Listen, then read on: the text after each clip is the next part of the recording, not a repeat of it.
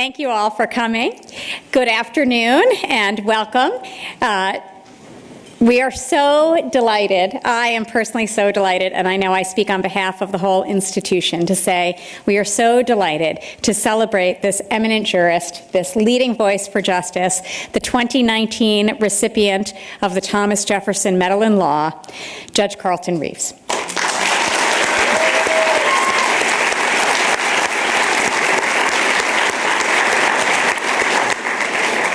So you may not know that the University of Virginia does not confer honorary degrees. And so the Thomas Jefferson Medals in Law are the highest external honors that the university offers to recognize the achievements of individuals who excel in the fields that Thomas Jefferson represented: law, civic leadership, architecture, and global innovation. And here we are at the law school. We have Judge Reeves. This is the Law Medal. It is customary for the recipient to deliver a talk to mark the occasion and to share his or her insight with us about their life's work. That is what we are here for today. Before I invite Judge Reeves to deliver his remarks, defending the judiciary, a call for justice, truth, and diversity on the bench, let me tell you why he was selected as this year's Jefferson Foundation Medalist in Law. Judge Reeves grew up in Yazoo City, Mississippi, where he was among the state's first cohort of students to attend integrated public schools. He was a first-generation college student who graduated magna cum laude from Jackson State University in 1986. He then came straight to the University of Virginia Law School and graduated here in 1989, in the process winning the Mary Claiborne and Roy H. Ritter Prize for Honor, Character, and Integrity, words he has clearly lived by. He returned to Mississippi to clerk for Justice Reuben Anderson of the Mississippi Supreme Court. Reuben Anderson was the first African-American justice on that court. Judge Reeves then stayed on for additional year as a staff attorney before joining as a litigation associate the firm of Phelps Dunbar. While in private practice, Judge Reeves also taught as an adjunct faculty member at Jackson State and the Mississippi College of Law. Proving himself an adroit litigator, Judge Reeves was tapped at an unusually young age to serve as chief of the civil division as the assistant U.S. attorney in 1995, where he oversaw all civil trial and appellate litigation. He handled civil and constitutional torts, medical malpractice, employment discrimination, FOIA claims, administrative law, and more. He was also the district election officer, ensuring fair access to the polls and safeguarding the electoral process, and he served on the National Civil Chiefs Working Group of the Executive Office of U.S. Attorneys, where he received commendation and accolades for his many and substantial contributions. In 2001, Judge Reeves left the Department of Justice to become a founding partner in the integrated Jackson law firm of Pygott, Reeves & Johnson, where he handled state and federal trial and appellate matters on behalf of a wide variety of clients. In 2010, Judge Reeves responded to President Obama's call to serve on the U.S. District Court for the Southern District of Mississippi, becoming the second African-American federal judge in Mississippi history.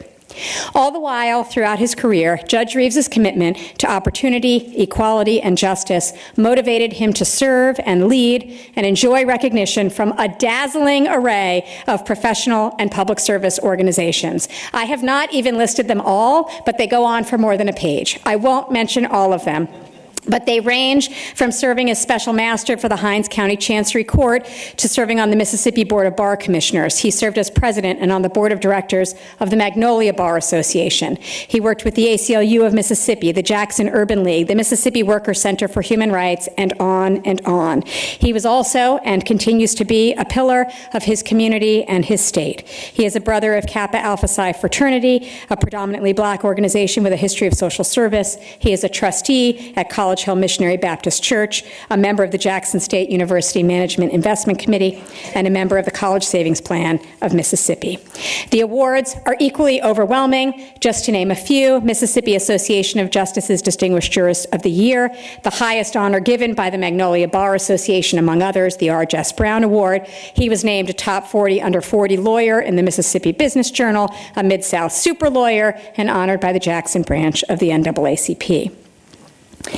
This necessarily abridged recitation of Judge Reeves' accomplishments hardly does justice, no pun intended, to his true impact on the law and the world. It is not the what, but the how of Judge Reeves' life in the law that is truly extraordinary. From early in his life, Judge Reeves exhibited a moral core and commitment to his community, his state, his nation, and his fellow citizens that set him apart. He joined local organizations, supported voting rights efforts, and, in an inspiring twist of fate, worked purposefully in the courthouse chambers of the Honorable William Barber, Jr., so that he could be close to the law in the courtroom, and that is the seat that he now holds as a federal judge. To Judge Reeves, quote, "The practice of law is about changing people's lives." And from every personal and professional perch, as a lawyer, leader of the bar, engaged participant in the democratic process, and unstintingly generous servant to the public and the profession, Judge Reeves has used his moral core, his trenchant voice, and his formidable intelligence to do just that. That has been nowhere more true than during his almost 10 years as a federal judge. Judge Reeves remarked, quote, "I knew being a judge would be the best thing to create a greater good in Mississippi. It's not about creating new rights. It's about breathing new life into the Constitution that we have sworn to uphold." Over the past decade, Judge Reeves has offered a unique judicial perspective on the most challenging legal issues of our time, with a jurisprudential impact that has been profound. He struck down his state's ban on same-sex marriage, he ordered that gerrymandered districts be redrawn, and he inadvertently, I think, spoke to the heart of the nation when he sentenced hate crime defendants who had reopened old wounds of racist violence.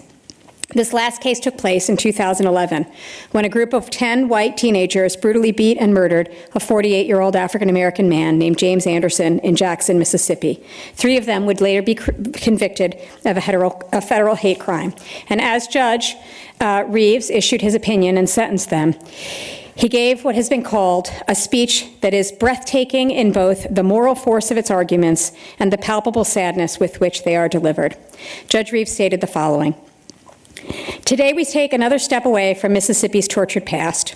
We move farther away from the abyss. Indeed, Mississippi is a place and a state of mind, and those who think they know about her people and her past will also understand that her story has not been completely written. Mississippi has a present and a future. That present and future has promise, as demonstrated by the work of the officers within these state and federal agencies, black and white, male and female. In this Mississippi, they work together to advance the rule of law. Having learned from Mississippi's inglorious past, these officials know that in advancing the rule of law, the criminal justice system must operate without regard to race, creed, or color. This is the strongest way Mississippi can reject those notions, those ideas which brought us here today."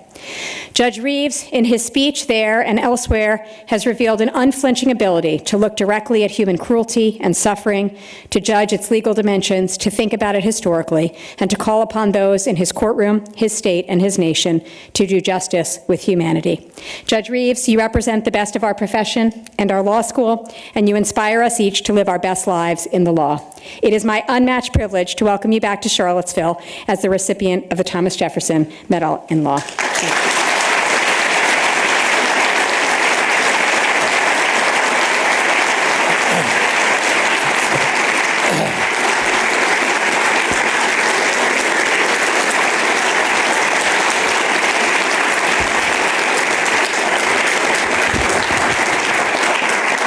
Professor Armacost, you could take that seat that you were about to go to.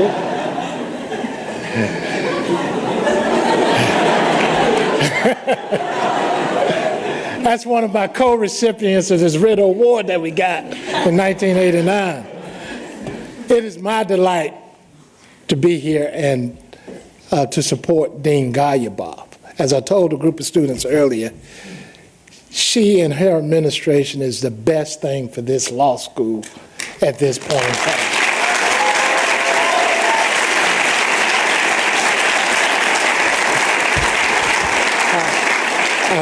I've come to know her and talk with her, and I am just so proud of what she's doing for this law school in these years, in these times.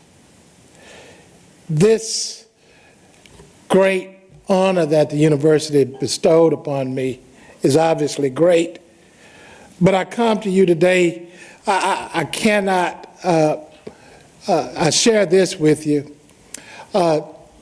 Today is my birthday.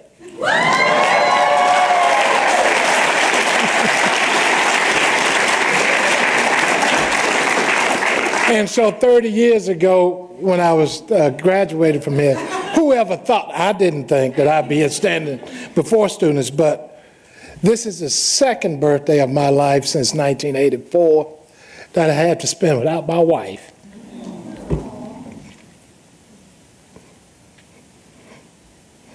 She's here with me every day, though. My daughter is here with me, though, who spent 24 birthdays with me, and my youngest sister is also here. But there are other special people here as well. Elizabeth Lowe, who was one of the associate deans of the law school during the time that I was here, has graced me with her presence, and she's here, and I certainly appreciate that. And there are so many others. I see people from Mississippi here, and I appreciate my senator for coming, and my former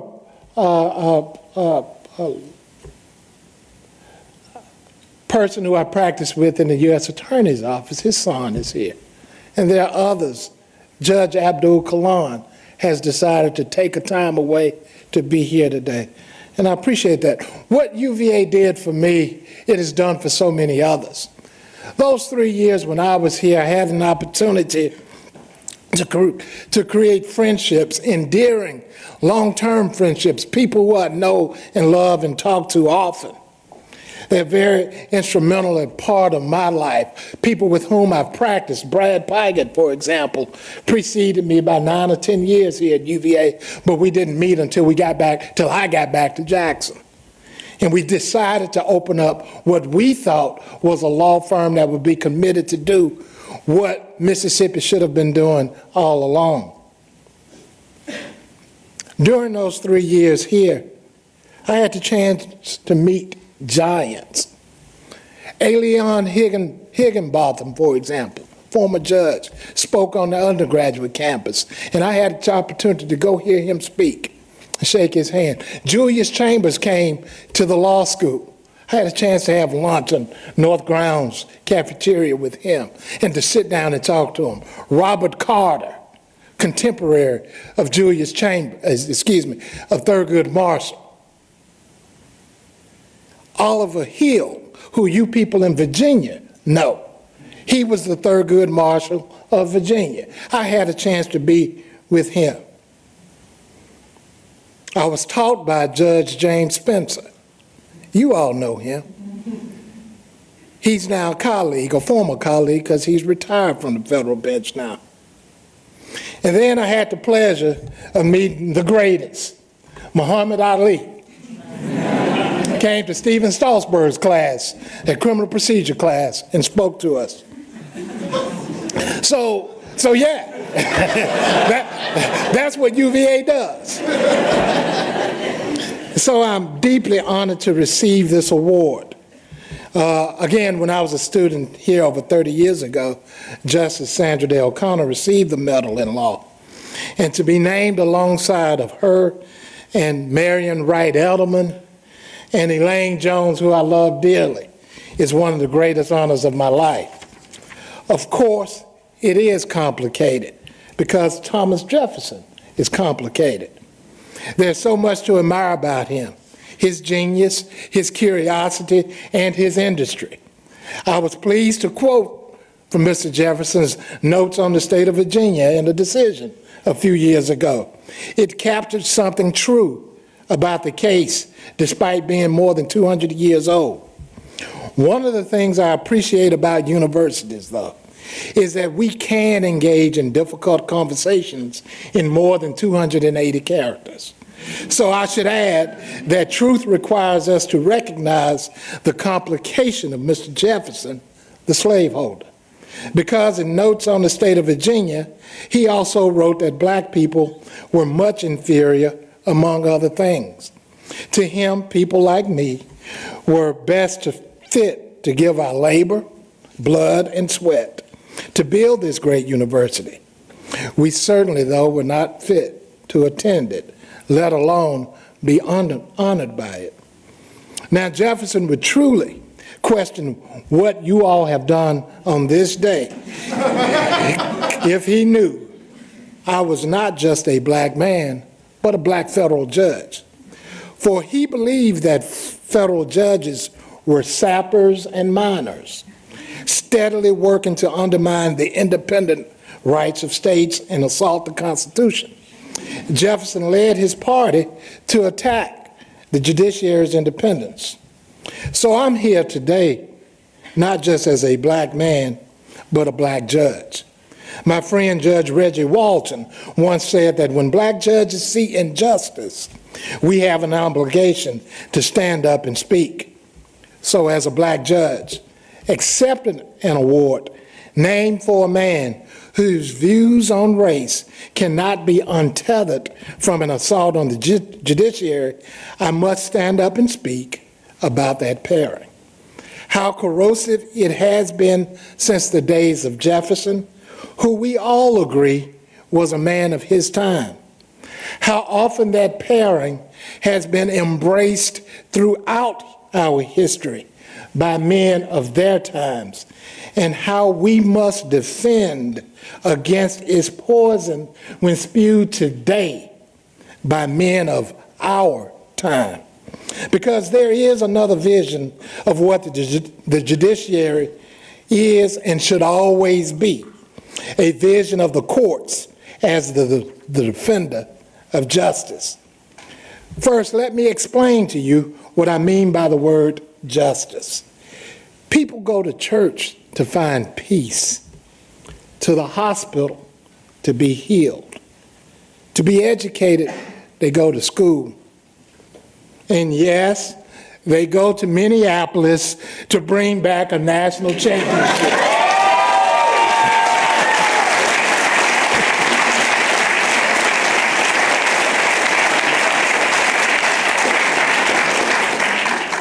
But they go to courts to get justice. Now the Constitution says we the people were united to form a more perfect union. But that great document has another purpose. As you think about it, more perfect union to establish justice. At heart, justice is a search for the truth, deciding what is fair, what is reasonable, what is owed. These questions are too important to be decided by position, power, or tradition. Only truth can resolve them.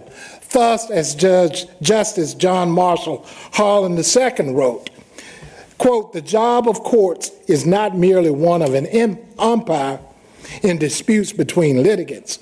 Their job is to search out the truth, both as to the facts and the law. Finding truth is hard. It takes time. That's why courts have carefully crafted rules of evidence, rules of procedure, and why injustice happens when courts place expediency and finality ahead of truth. Finding truth takes independence. That's why courts must be shielded from partisanship and undue influence. Most of all, though, finding truth takes experience. Experience is famously the life of the law. Where people come from, what they have lived through, what they do with their time, and who they spend their time with. It all matters, because we don't see the beauty of Monticello by looking at it from one angle, nor the horror of his slave quarters by observing them from a distance.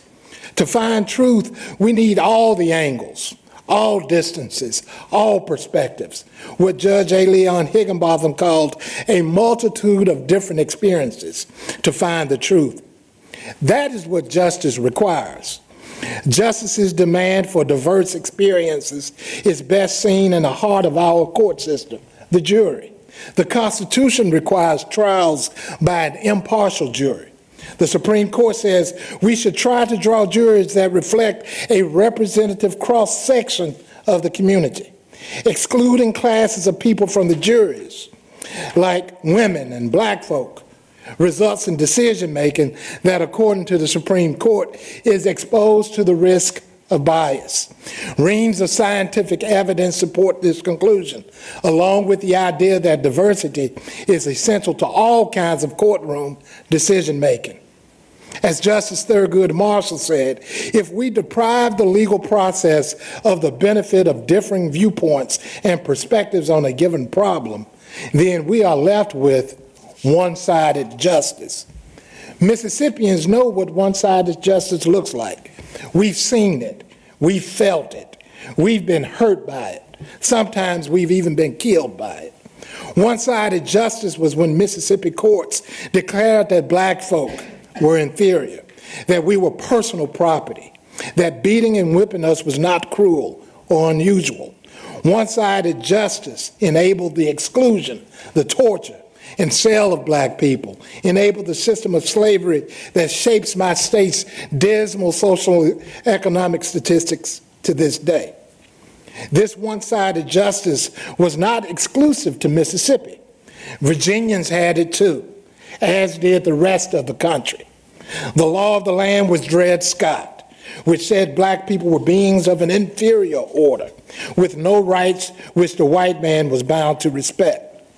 What these decisions reflected was a lack of experience, the black experience, a lack of acknowledgement that black folk also have souls. Without that black experience, courts were led to falsehood. As Abraham Lincoln said, Dred Scott was wrong for a simple reason. It was based on assumed historical facts, which were not really true. Reversing the untruths of Dred Scott took a war and a new constitution, rewritten to reflect the truth of black equality through the 13th, 14th, and 15th Amendments. It also took a revitalized federal courts with expanded jurisdiction, more judgeships, and new causes of action to protect civil rights. Mississippi courts saw black plaintiffs, black juries, black lawyers, black judges, black witnesses. For the first time ever, Mississippi's judiciary was equipped with the experience of black folk. But then came pushback. In Mississippi and across the South, the Klan responded to the threat of democratic justice by trying to assassinate black judges, shooting black jurors, and murdering federal court officers. In Congress, advocates of white power smeared federal judges as unresponsive to the will of the people, pushed to roll back the jurisdiction and autonomy of federal courts, and filled judgeships with former Confederates who had sworn to uphold slavery. One judge, a former lawyer to the Klan, L.Q.C. Lamar, is the only Mississippian to have served on the U.S. Supreme Court. The great assault on the judiciary succeeded. Black perspectives were again banished from our courts, especially in my Mississippi. But barren of the experience of a majority of its citizens, our courts saw only a disfigured growth, like a tree raised with water, but not light. That tree bore strange fruit, like Plessy versus Ferguson, which assumed in ignorance of all the relevant evidence that segregation stamps the colored race with a badge of inferiority, the court said, solely because the colored race chooses to put that construction upon it. If you want to know what that kind of all-white justice looks like, what it feels like, what it hurts like, ask the people in Mississippi who lived through it. Ask those whose lynchings were sanctioned by a judiciary that was, quote, the Klan in black robes instead of white sheets, as described by former Mississippi Supreme Court Justice Fred Banks. Ask Ed Brown, Henry Shields, and Yank Ellington, 3 black men arrested for the murder of a white man. They were beaten, indicted, tried, and sentenced to death, all within 5 days after the jury deliberated for just 30 minutes. Their prosecutor, John Stennis, graduated from this institution 61 years before me. How badly were these defendants tortured? Quote, not too much for a Negro, not as much as I would have done it if it was left to me, a deputy testified. Ask Emmett Till. That child was kidnapped. That child was beaten, had an eye gouged out. That child was shot. That child was killed, his body mutilated, undressed, and thrown into the Tallahatchie River, tied to a 100-pound gin so that his desecrated body would never be discovered. A child whose killers were served Mississippi justice, justice whose servants called black folk niggers in open court, Justice that ignored black eyewitness testimony.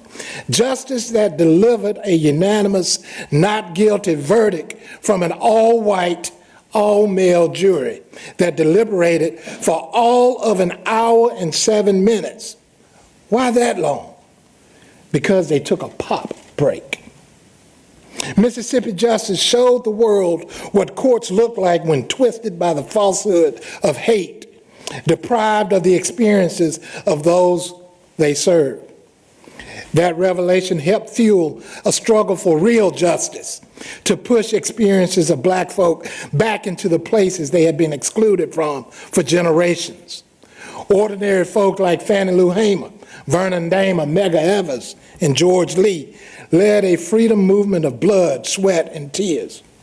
Judges like William Henry Hastie integrated our Article III courts, ending 160 years of judicial segregation.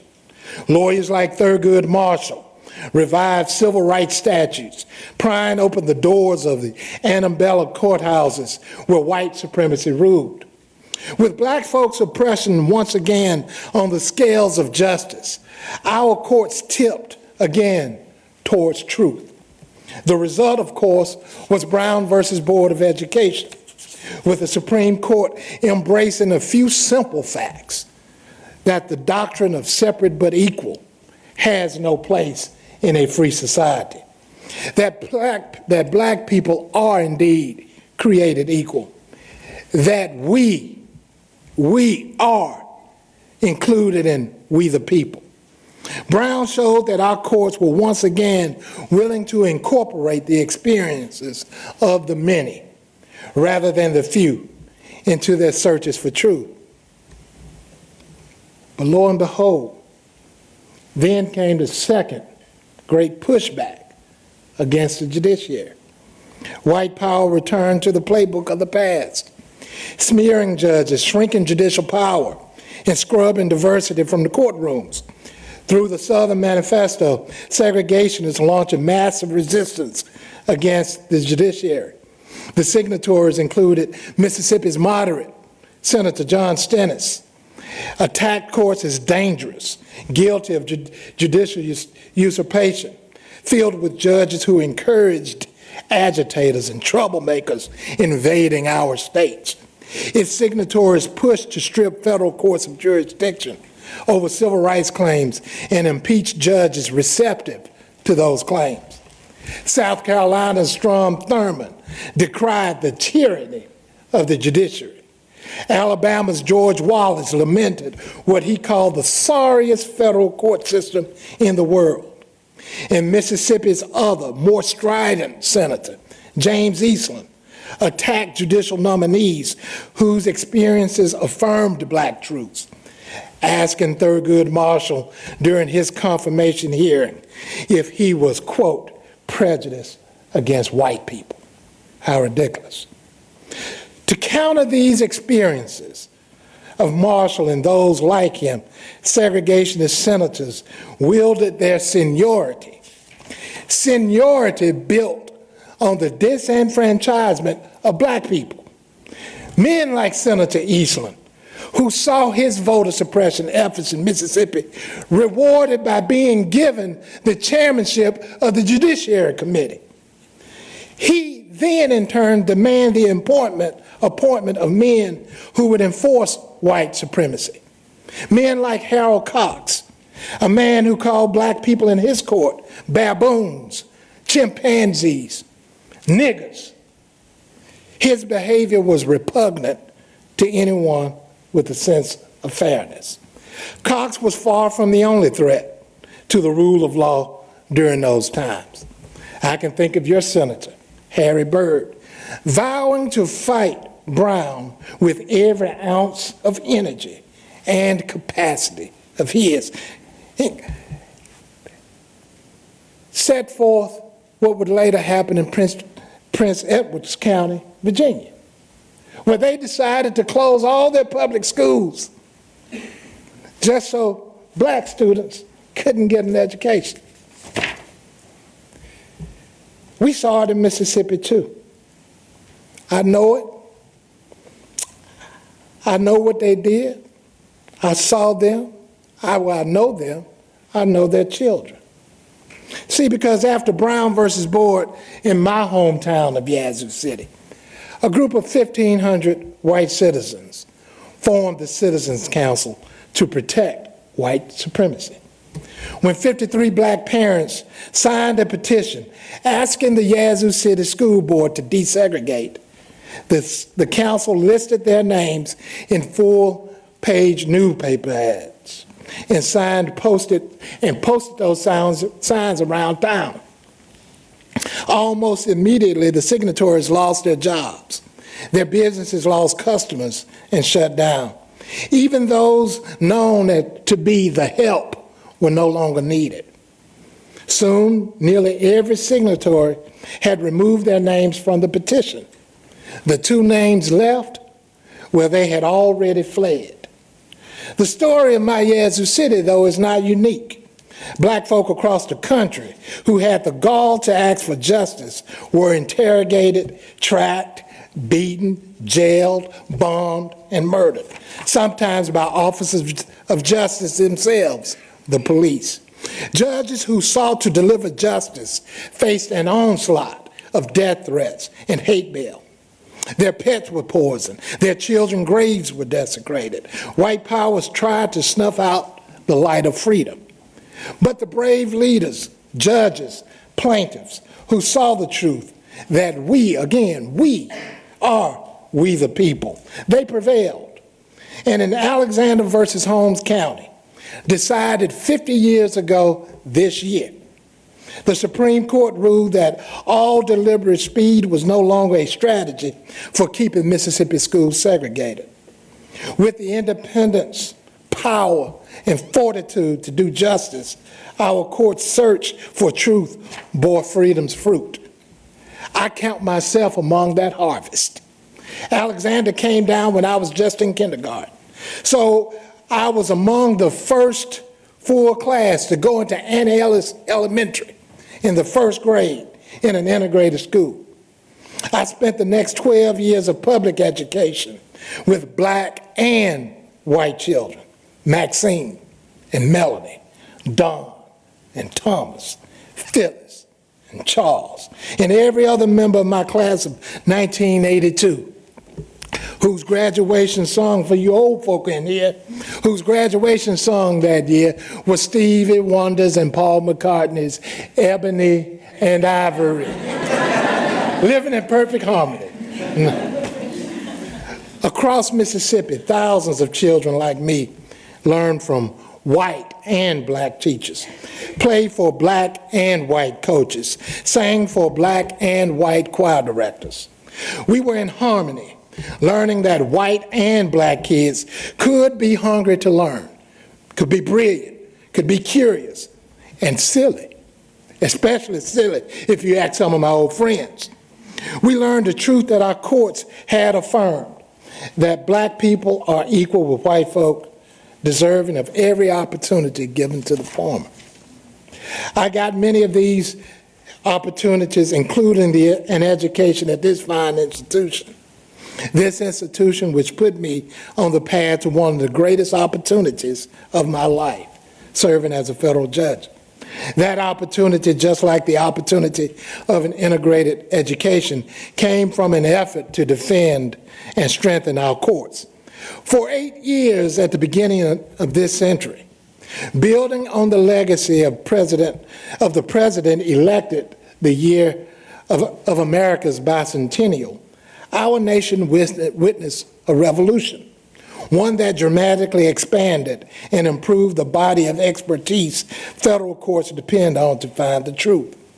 We saw the addition of more black judges, more women judges, more Latina and Latino judges, more Asian American judges, more Native American judges, more Pacific Islander judges, more openly LGBTQ judges than ever before. We saw it.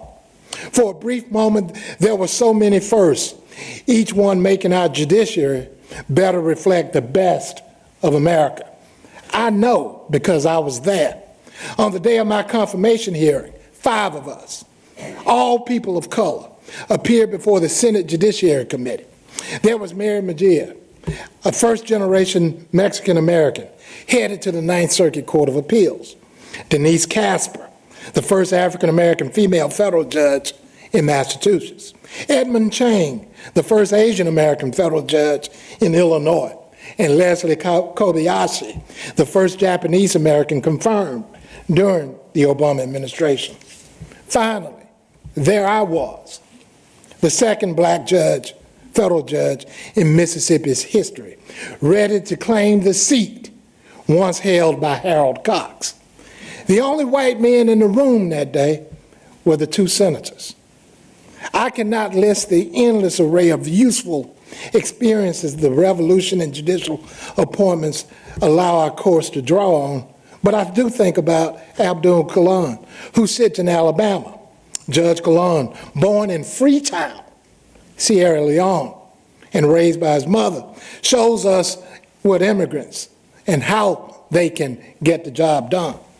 Think of Nietzsche Quinones Alejandro, who serves as the first openly lesbian Article III judge in Pennsylvania. Think of my friend Luis Restrepo, who took his oath of office 20 years after taking his oath of citizenship, strengthening the Third Circuit with the insights only a former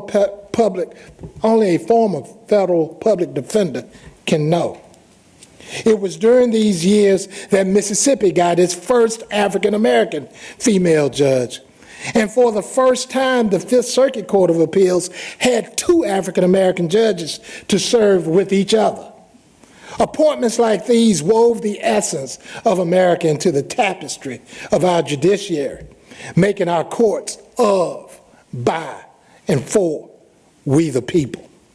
That effort to make our judiciary reflect America was as brief as it was remarkable, because now we are eyewitnesses to the third great assault on our judiciary. If you've never relied on a court, you may not see the assault. If you've never seen a friend or loved one wrongly imprisoned, you may not feel it. If you have never been stopped for driving while black, like my friend Judge Robert Wilkins, you might not fear it.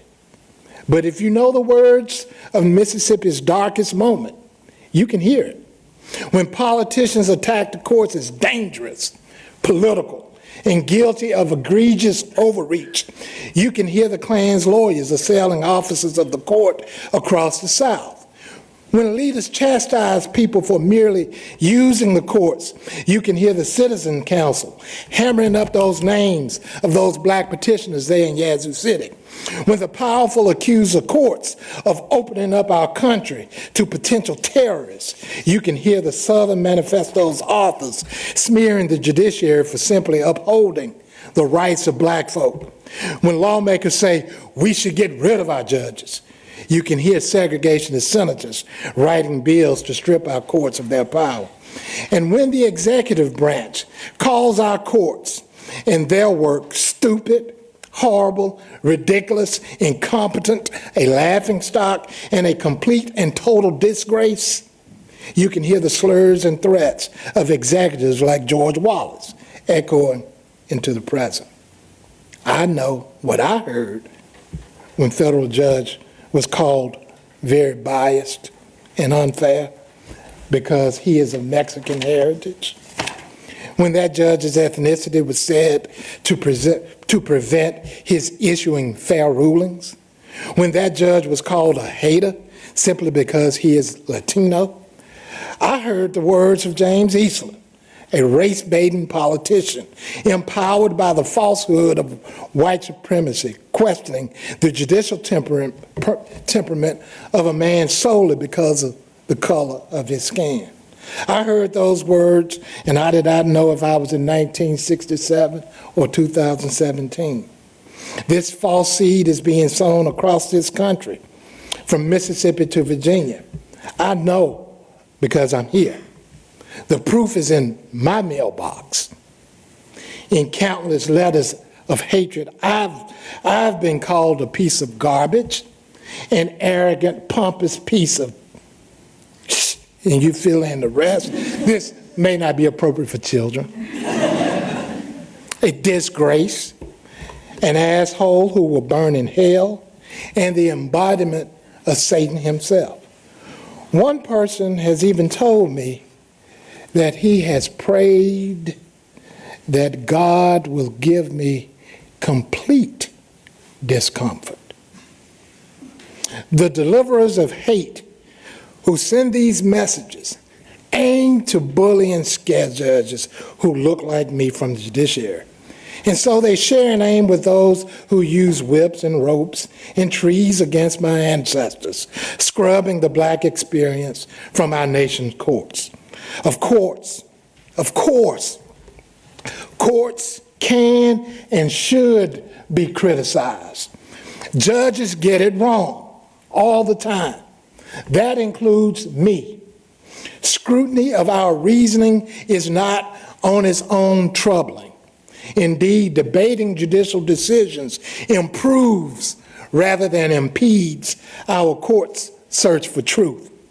But the slander and falsehoods thrown at courts today are not those of a critic seeking to improve the judiciary's search for truth. They are the words of an attacker seeking to distort and twist that search toward falsehood. This attack is heard loudest in the slander of Judge Curiel. But it will be felt through this administration's judicial nominations, especially those confirmed with the advice and consent of the Senate. Of the Article 3 judges confirmed under this current administration, 90% have been white. Just one of those judges is black. Just 2 are Hispanic. But it's not just about racial diversity. Barely 25% of this administration's confirmed judges are women. None have been black or Latina. Achieving complete gender equality on the federal bench would require us to confirm only 23 women a year. How hard could that be? I suspect Deans Garyaboff and Kendrick would say, not very hard. She does not have to agree with me. Think about it. In a country where they make up 30% of the population, non-Hispanic white men make up nearly 70% of this administration's confirmed judges. That's not what America looks like. That's not even what the legal profession looks like. Some say our judicial nomination process is hampered by a campaign of systematic and comprehensive obstruction. They may be right, but what others see is a systematic campaign to deprive America of a bench that reflects the richness of the nation. There's no excuse for this exclusion of minority experiences from our courts. Minority populations are not monolithic. We contain multitudes. Presidents from Nixon to Reagan to Bush 1 have proven that Republican administrations have no trouble finding women and people of color with suitable judicial philosophies. Justice Sotomayor, for example, was originally a George H.W. Bush appointee. And the last Republican administration confirmed 24 black judges. This administration has confirmed 1. This administration and a bare majority of the Senate walking arm in arm and not stumbling unaware towards a homogeneous judiciary. Think of the slurs against Judge Curiel.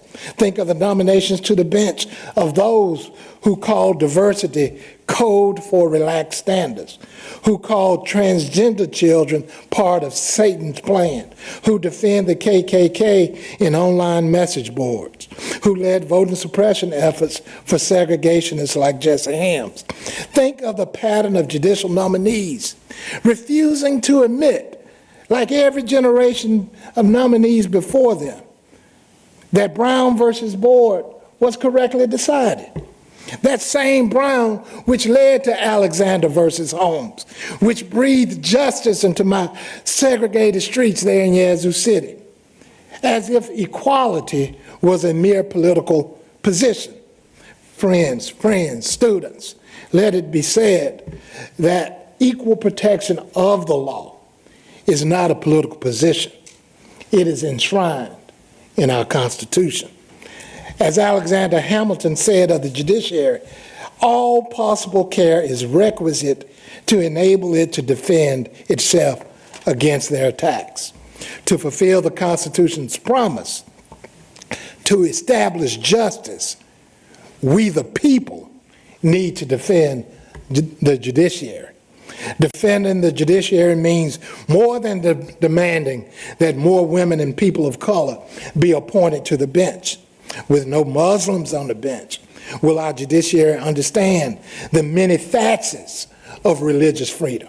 How can it defend economic opportunity with so few judges who know the taste of a free lunch program or the weight of poverty? How can our judiciary understand the depths of mass incarceration when so few judges have stood with the accused or know them as neighbors, as Sunday school students, as loved ones? Filled only with the experiences of prosecutors and state court judges, of big law partners and corporate counsel, of a single religion or sexual orientation, our courts will fail to find the many truths justice must see. We need a judiciary as diverse as our country, as diverse as we, the people. And that brings me to the U.S. Supreme Court. It is no doubt overflowing with wisdom, infinite wisdom. But its wisdom, we know, is drawn from a shallow pool. For our current justices collectively have 21 degrees, none of which were from a public university, unless you consider Oxford public. Every current justice went to Harvard or Yale. Nobody went to UVA.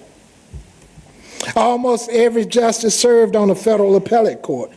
Just one has served as a trial judge.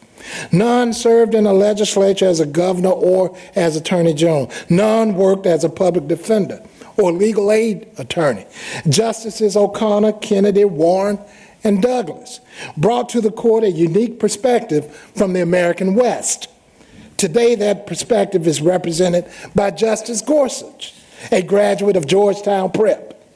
We have as many justices who have graduated from Georgetown Prep as we have justices who have lived as a non-white person. When our Supreme Court captures such a narrow set of perspectives, what truths will it overlook? When Oliver Wendell Holmes said that experience was the life of the law, he noted that these experiences included the prejudices which judges share with their fellow men. The prejudices that they share with their fellow men, with the experiences of some of the people, not we, the people. What prejudices, misperceptions, and stereotypes will be left unchallenged and forged into the next precedent? What Dred Scott's or Plessis will be handed down?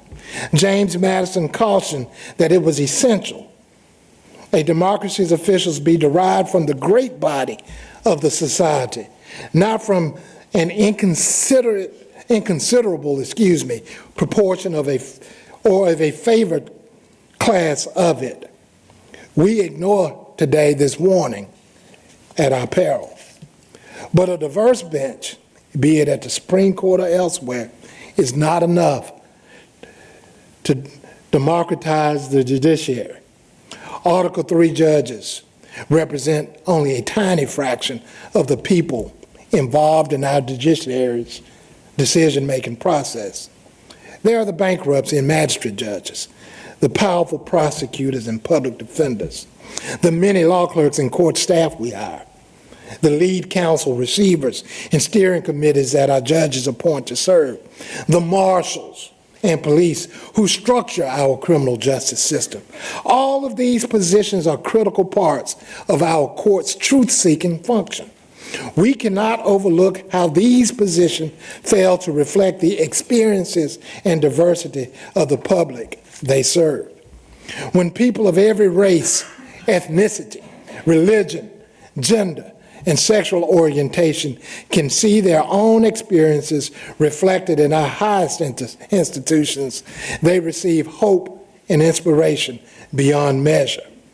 When courts look like the country they represent, they more than any claim to pedigree or prestige is what instills public confidence in the courts. Again, my mailbox proves it. For every piece of hate mail I get, I receive 10 letters telling a different story of America. Letters like one that reads, "Thank you from the bottom of my heart for standing up for the LGBT community of Mississippi." Signed, a closeted gay Mississippi teen. I'm sending you positive energy, good thoughts, and love and prayers your way, said another. And one person simply said, "Thank God for you and our system of justice." Another fellow American said, "I am grateful for our strong and independent judiciary." So each of us has a role to play in defending our judiciary. Judges, politicians, and citizens alike must denounce attacks that undermine our ability to do justice. It is not enough for judges seeing race-based attacks on their brethren to say that they are merely disheartened or to simply affirm their nonpartisan status. We must do more to defend our bench. Those who control the judicial confirmation process and those who elect them must demand that diverse experiences be seen as a necessary qualification for office rather than a box happily left unchecked. Moreover, they must realize that democratizing our judiciary will take more than a return to past practices. For example, even if future presidents appoint female judges at the same unprecedented rate as the Obama administration, we will never have women experiences truly reflected in our courts, as they would forever be stuck at 42%. Judges must recognize their own power to orient the judiciary toward inclusiveness. We judges must ensure the communities we serve are represented on our court staff, especially amongst our law clerks. Judge Tabria in California is challenging us to do better by advocating for using the NFL's Rooney Rule in our law clerk hiring. We must push for the appointment of diverse bankruptcy and magistrate judges. We judges, we must do that. Many federal judges, including my friend Catherine Vrattle, have taken important steps to diversify the judiciary. We judges must follow their footsteps. Courts must do more than denounce and diversify, for the attack on the judiciary aims to close the courthouse doors to those who most need justice by shrinking the size, the resources, and jurisdiction of our courts. Over the last 30 years, while the U.S. population has increased by over 30%, Congress has increased the number of Article III judges by just 3%. Meanwhile, there are continued attempts to close the doors to our courtrooms. I think of the heightened pleading standards, the rise of mandatory arbitration, and judges who proclaim that prisoner civil rights cases should be eliminated from the federal dockets altogether. Defending the judiciary requires judges to demand, not diminish, the resources they need to find truth. We must expand the reach and the power of our courts, offering justice to all who claim the promise of America. This speech began with Thomas Jefferson, and I know you want to see me end with him. Because of all of his failings, Mr. Jefferson, again, we will agree, a man of his times, also framed our country's greatest truth, that all men are created equal. Searching for his truth, interpreting its meaning, and applying its mandates are the tasks that make our judiciary a bastion of democracy.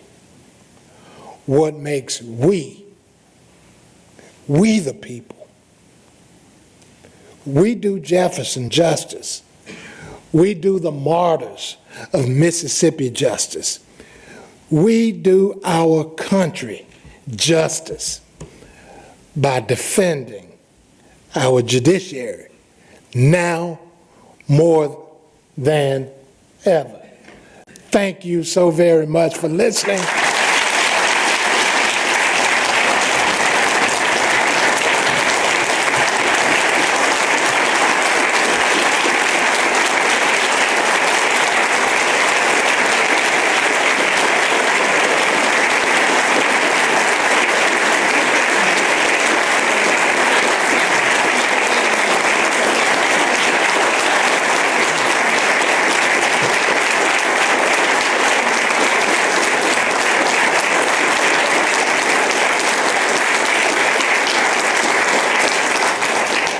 So Judge Reeves is open to taking some questions, and there are microphones set up, so if you want to come up to the microphones, ask a question.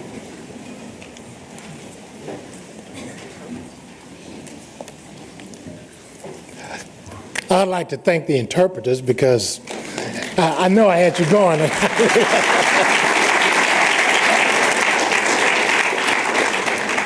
And I know I said that my daughter has celebrated 24 birthdays with me, but she's here with me today, and I'm so happy that she is, along with my baby sister. I don't know if I mentioned that, but I did mention, I don't know.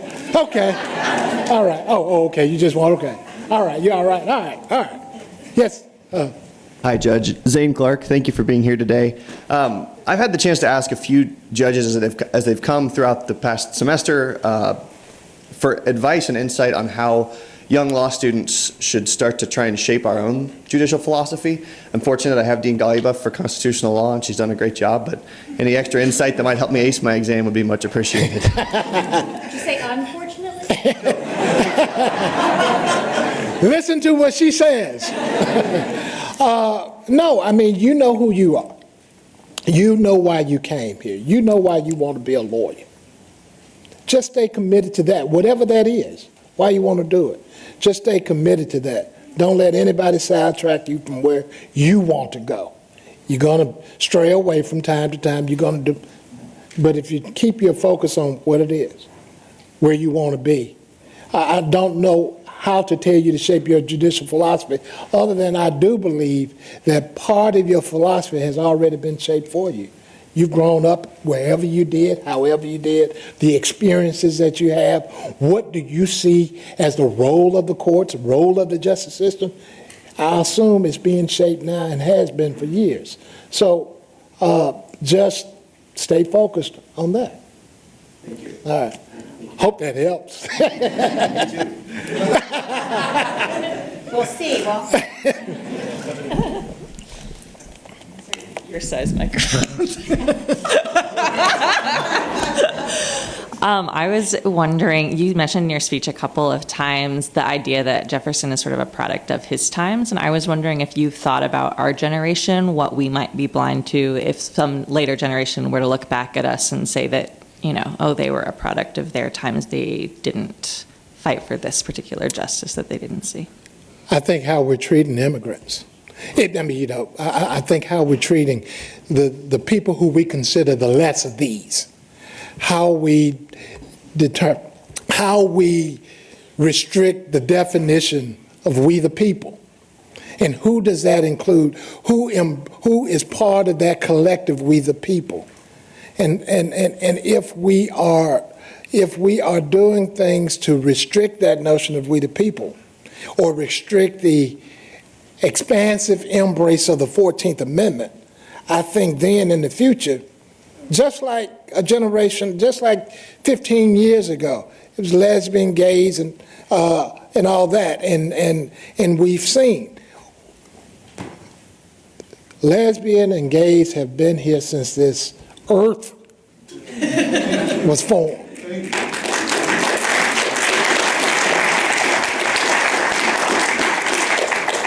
They have lived, they have loved, they have broken the law, they have done great things. They are us. We live with them, we know who we are them. So when the country looks back, when this generation looks back and say that they wanted to still not treat them like the 14th Amendment doesn't apply to them, I think the generations to come will say, Mom, Dad, how did y'all let that happen? Just like I cannot believe, just like I can't believe how black kids and white kids cannot go to school together. I can't believe the notion of a system of government deciding to close all of its public schools. I cannot believe that, but we know it happened. I cannot believe the stuff that I read about in the 1950s, 40s, 60s. And we say, how did that happen? And part of it happened, I think, because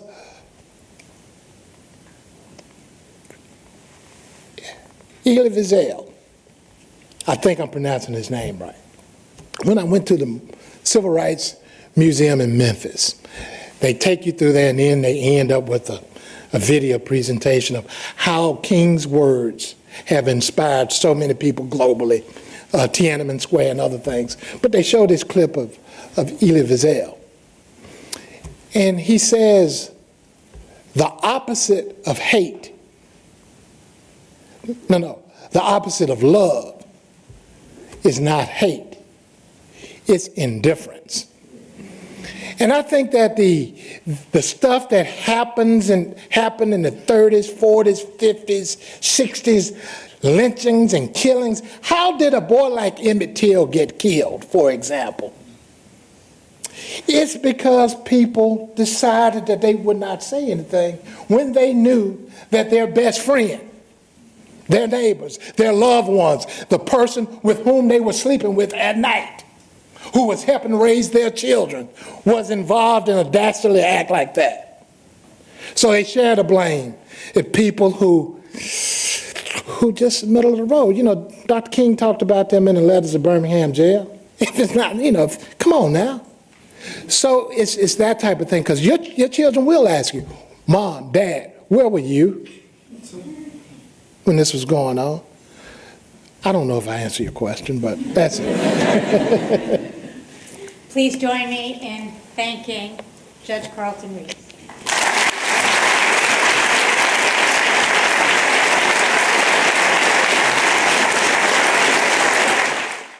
You want to support Roland Martin Unfiltered? Be sure to join our Bring the Funk fan club. Every dollar that you give to us supports our daily digital show. There's only one daily digital show out here that keeps it black and keep it real as Roland Martin Unfiltered. Support the Roland Martin Unfiltered daily digital show by going to RolandMartinUnfiltered.com. Our goal is to get 20,000 of our fans contributing $50 each for the whole year. You can make this possible. RolandMartinUnfiltered.com. Hey fam, want to check out Roland Martin Unfiltered, the blackest show on all of digital, cable, and broadcast. Check out our audio podcast. There's only one daily digital show out here that keeps it black and keep it real as Roland Martin Unfiltered. Press play. Martin. You want to check out Roland Martin Unfiltered? YouTube.com/Roland S. Martin. And subscribe to our YouTube channel. There's only one daily digital show out here that keeps it black and keep it real. It's Roland Martin Unfiltered. See that name right there? Roland Martin Unfiltered. Like, share, and subscribe to our YouTube channel. That's YouTube.com/Roland S. Martin. And don't forget to turn on your notifications so when we go live, you'll know it.